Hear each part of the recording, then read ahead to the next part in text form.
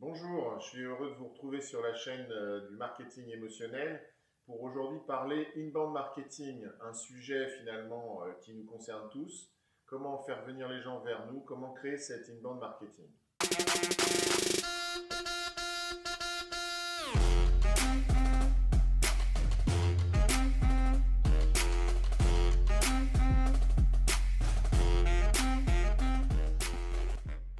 Alors, inbound marketing, c'est devenu un buzzword depuis 2 ans dans le marketing. Tout le monde en parle, tout le monde voudrait en faire. Des agences se créent, des agences qui existaient disent maintenant en faire.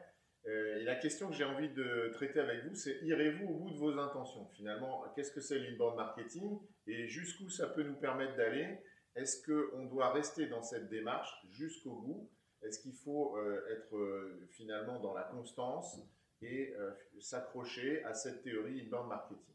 Alors revenons en arrière, c'est-à-dire environ 10 ans en arrière, puisque la création d'HubSpot, qui est la référence mondiale et américaine, encore une fois, de l'inbound marketing, a été créée en 2006, agence qui a travaillé sur cette idée finalement qu'au lieu de pousser des messages, on pourrait recevoir un flux entrant de gens qu'on ne connaissait pas et qu'on va essayer de qualifier petit à petit, les transformer de prospects en leads et puis de leads, dont le mot malheureusement reste anglais, de leads en clients. C'est ça notre objectif final quand même.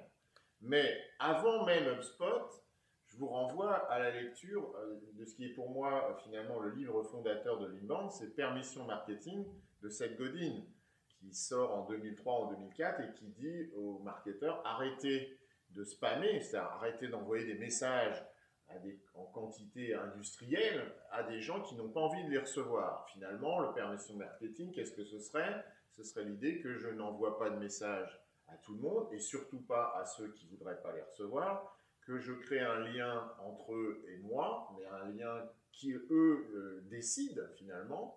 Et bien entendu, l'idée phare de tout ça, c'est donner envie à l'autre de découvrir qui je suis, ce que je fais, comment je pourrais travailler avec lui et comment je pourrais créer quelque chose de la valeur pour lui si c'est un client, un consommateur. Et là, on parle B2B, B2C, l'inbound, ça s'adresse finalement à tous les humains.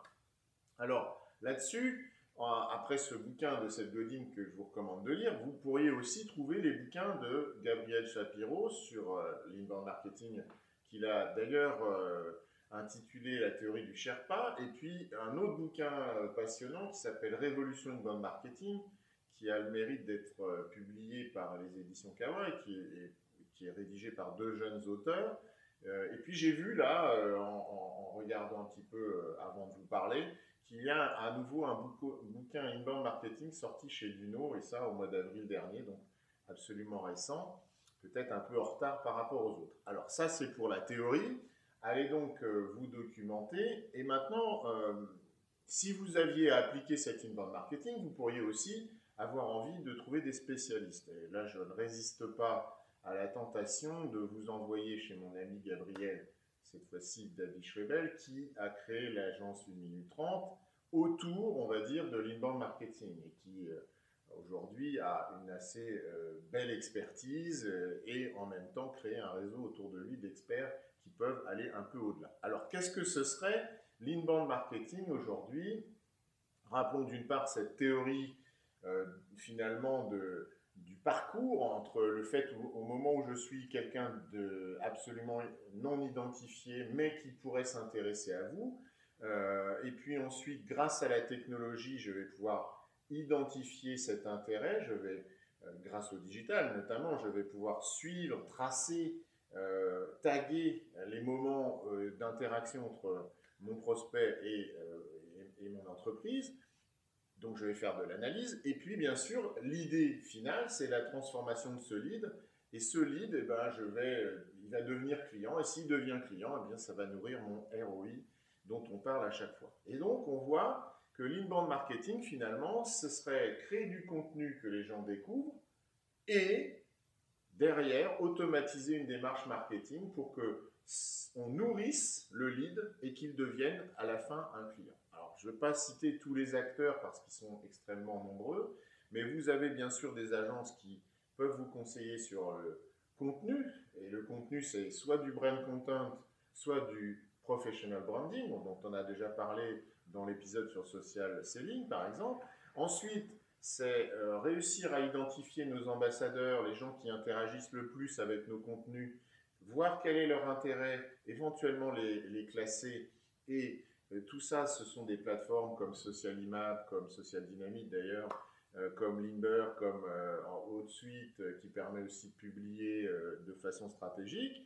Et puis derrière, on va avoir donc toute l'analyse qui va être, ben là, on a enfin trouvé un lead qui s'intéresse à tel sujet, qui serait une partie de notre proposition. Eh bien, il faudrait évidemment aller plus loin, lui proposer un deal, essayer finalement de transformer son attention en action. Il a été nourri de nos contenus, comment va-t-il devenir un client? Alors ça, finalement, c'est la conversion, c'est le moment clé de, à un moment donné, j'ai cette intention de m'intéresser à ce que vous faites, comment je deviens un client? Et c'est là, finalement, que se pose le problème majeur des gens qui utilisent l'inbound, c'est-à-dire, je ne peux pas décider à la place de l'autre du moment où il va enfin accepter d'être mon client. Et ça pose problème parce que ça prend du temps. Et peut-être d'ailleurs qu'on rate à un moment donné l'instant de cette transformation entre je suis un lead et je deviens un client. Et là, le débat est ouvert puisque les tenants de l'inbound, on va dire, sont quand même contraints par leurs clients de dire bah oui, mais maintenant que tu as détecté là qu'il est sur ta page, appelle-le, c'est le bon moment. Et donc là, on revient sur du push, on revient quand même à j'ai créé cet intérêt, mais il faut que j'agisse. Face à celui qui serait dans la posture que j'appelle aller jusqu'au bout de son intention, qui est de dire bah moi, je ne fais jamais ça, j'attends. J'attends que ça se passe. Et j'attends qu'il y ait quelqu'un qui m'appelle. Alors évidemment, le risque est que les gens n'appellent pas. C'est-à-dire les gens n'aillent pas au bout et puis restent consommateurs du contenu, intéressés par ce que vous dites, mais jamais clients.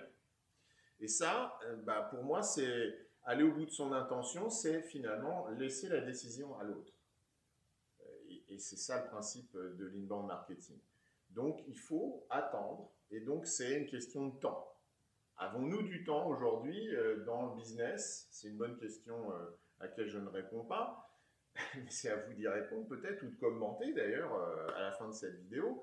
Mais pour moi, l'inbound ou l'intention inbound, c'est du temps et de la pertinence. Et je reviens là-dessus, la pertinence, c'était les contenus, mais c'est aussi l'offre. C'est-à-dire que la pertinence de l'offre que je vais proposer, bah, elle dépend de la personne, elle est adaptée à chacun de mes clients. Et finalement, si je ne laisse pas l'autre venir vers moi, je vais pousser une offre à nouveau qui ne sera pas pertinente parce que bah, j'ai été trop rapide en fait. C'est-à-dire que j'ai détecté un intérêt, puis là je dis tiens, prends ça, ça va t'intéresser. Et finalement non. Donc il faut laisser le temps à l'autre de nous découvrir et de nous dire ce qui l'intéresse vraiment. Voilà, donc je vous invite à faire preuve de constance et de patience absolument. L'inbound marketing, c'est une affaire de temps, on est d'accord, c'est une affaire de patience. Est-ce que vous pourriez décider aujourd'hui de laisser vos prospects devenir vos clients quand ils en auront envie? C'est ça, aller au bout de son intention. J'en profite pour vous dire à quel point je suis ravi de voir que vous êtes plus nombreux à suivre cette émission, cette chaîne marketing émotionnel sur YouTube et à interagir avec moi, bien sûr, sur les réseaux. Peut-être seriez-vous un client un jour, je vous laisse en décider. Merci en tout cas et à très bientôt.